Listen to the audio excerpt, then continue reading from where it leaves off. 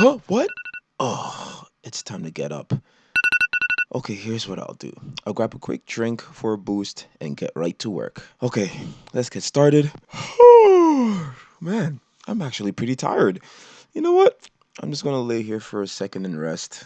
I'll work in about 5 minutes. Have you ever felt like that before? Like you have no energy to do anything? The good thing is that you can increase energy naturally and get to your tasks without crashing. The first thing you gotta do is work on decreasing your caffeine intake. The thing about me is I don't take coffee or pre-workout. I just function off rage and pure hatred of the human race. Nah, but seriously, I understand the benefits of caffeine, but I never really needed it. Let's say you start drinking coffee by drinking 1 glass a day. You're gonna feel energized, but what ends up happening, energy goes up, energy must come crashing back down. So you drink more coffee to compensate. And over time, your caffeine tolerance increases and you need more coffee to get the same effect. You go from 1, 2, 3, 4 cups of coffee in a day, and you know what happens to you? You turn into that. Coffee, my precious. That is a shame. You know what? If you find your caffeine addiction getting worse, you have to consider decreasing dosage. Don't go cold turkey and go from like 3 to 0. Decrease by 1 cup a day. You can even use alternative coffee options with less caffeine, or you can even go with tea, like black tea. By decreasing your caffeine intake, you're allowing your body to produce energy naturally. And one of the best things that you can do to start is Exercise. Have you ever noticed that the more you do nothing and sit around, the more tired you feel? It's because you're being lazy and you're not using your body the way it's supposed to be used. You're not supposed to get winded walking up a flight of stairs. You're not supposed to feel like your lungs are about to collapse if you just do a 10-second sprint. Those things should be automatic. You should be able to do all of that in your sleep. But if you want more energy, you have to give your body a reason to generate more energy. So doing things like cardio, you're going to improve your blood circulation, your heart health, and you'll be able to use energy more efficiently. You got steady state cardio, you got medium intensity, you got high intensity. Get in the gym,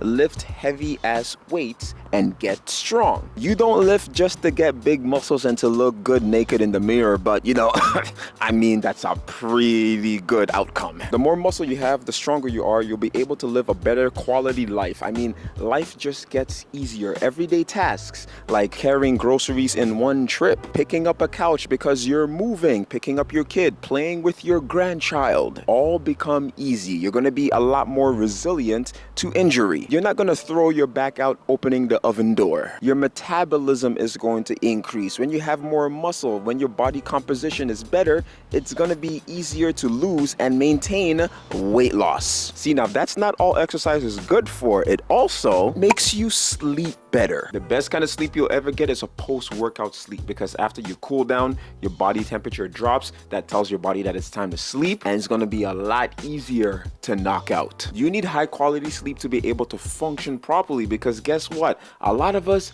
don't get enough of it. You don't get enough sleep, you wake up tired, you mask your tiredness with energy drinks and coffee. That's like painkillers for sleep. Energy goes up, and then later on during the day, you crash, you don't get enough sleep, and you just repeat the cycle. You need to start listening to your body. When your body says you're tired, go to bed. You want to be able to sleep at least 7 to 8 hours a day. You want to hit that deep sleep, that REM sleep, the type of sleep where you wake up and you don't know what year it is. The type of sleep where you got drool puddles on your bed sheets, you got drool running down your face, you got bed sheet wrinkle marks on your face. Turn off your devices at least 1 hour before bed. You got to let your brain relax. You're overstimulating it too much. Poor sleep affects your focus, your performance in sport, and in the gym, your recovery. So you got to make sure that you're getting the best sleep you can, because it's the best drug ever. Do you have a lot of food comas? You know, after you have a huge meal and then you feel sleepy right after. This happens because we don't understand the function of our second brain, which is our gut. It functions through the enteric nervous system, which communicates with our brain. And understanding this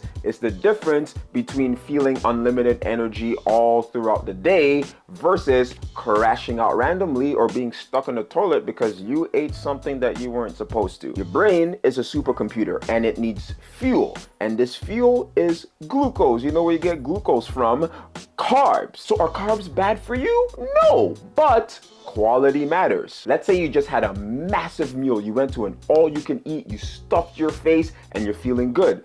what ends up happening is that your blood sugar is gonna go through the roof and your brain's gonna be like, yo, there's a lot of sugar in my system, I gotta get rid of it. So it releases insulin. Insulin is like an Uber driver. It helps transport glucose away from your blood. But the thing is, if your blood sugar levels spike way too high, your body will overcompensate by bringing your blood sugar levels lower than normal levels, and this is where the food coma happens. Now fixing this is easy, barely an inconvenience. I watch way too much YouTube. If you know, you know. The first thing you can do, don't eat naked carbs, meaning meals that have way too much carbs or only carbs. Also be careful of consuming too much high sugary foods and drinks, especially before bed. Because what happens when you eat these types of meals, your blood sugar spikes are gonna go way too high and then you're gonna crash right back down. What you need to do is balance out your meals with protein and fats. Protein and fats will help your meals get digested a lot more slowly. Your blood sugar levels are not going to go as high, which means